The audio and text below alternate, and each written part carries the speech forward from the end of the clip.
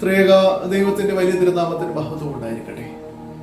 കർത്താവിനാൽ ഏറ്റവും അനുഗ്രഹിക്കപ്പെട്ടവരെ, പരിശുദ്ധമായ വലിയ നോമ്പിന്റെ ശ്രേഷ്ഠമായ ദിവസങ്ങളിലൂടെ നാം കടന്നു പോവുകയാണല്ലോ. ഈ നോമ്പ് ഒരു തീർത്ഥാടനമാണ്. കാനാവിൽ തുടങ്ങി കാൽവറിയിൽ അവസാനിക്കുന്ന ദീർഘമായ ഒരു തീർത്ഥാടനം. ഈ നോമ്പിൽ നാം എങ്ങനെയായിരിക്കണം? ഈ നോമ്പിൽ ജീവിതത്തിലേക്ക് നാം ഒന്ന് തിരിഞ്ഞു നോക്കണം. ഈ നോമ്പിൽ ഒന്ന് തിരിഞ്ഞു നടക്കുവാൻ നമുക്ക് സാധ്യമാകണം. ഈ നോമ്പിൽ നമുക്ക് ചില തിരിച്ചറിവുകൾ ഉണ്ടാകണം. ഈ നോമ്പിൽ നമ്മുടെ ജീവിതത്തിൽ ചില തീരുമാനങ്ങൾ എടുക്കുവാനുള്ള കാലമാണ്.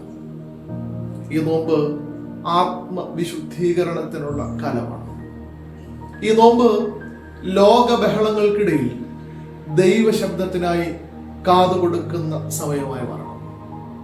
യെശയ്യാ പ്രവാചകന്റെ പുസ്തകം 58-ാം അധ്യായം അതിന്റെ 7-ാം വാക്യം മുതൽ നാം ഇങ്ങനെയാണ് വായിക്കുന്നത്: വിശപ്പുള്ളവന് നിന്റെ അപ്പം നുറുക്കി കൊടുക്കുന്നതും അലഞ്ഞു നടക്കുന്ന സാധുക്കളെ നിന്റെ വീട്ടിൽ ചേർത്തുകൊള്ളുന്നതും നഗ്നനെ കണ്ടാൽ അവനെ ഉടുപ്പിക്കുന്നതും നിന്റെ മാംസരക്തങ്ങളായിരിക്കുന്നവർക്ക് നിന്നെ തന്നെ മറയ്ക്കാതിരിക്കുന്നതുമല്ലയോ ദൈവത്തിന് പ്രീതികരമായ നോമ്പും ഉപവാസവും.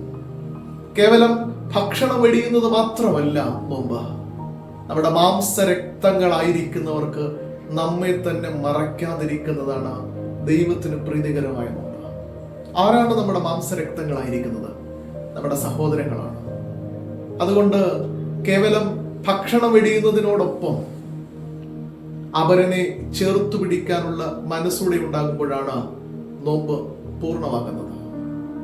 വൈകുന്നേരം വരെ ഭക്ഷണം വെടിഞ്ഞ് ഉപവസിക്കുന്നതോ തല ഞാങ്ങണ പോലെ കുനിക്കുന്നതോ ഒന്നുമല്ല യഥാർത്ഥ നോമ്പ്.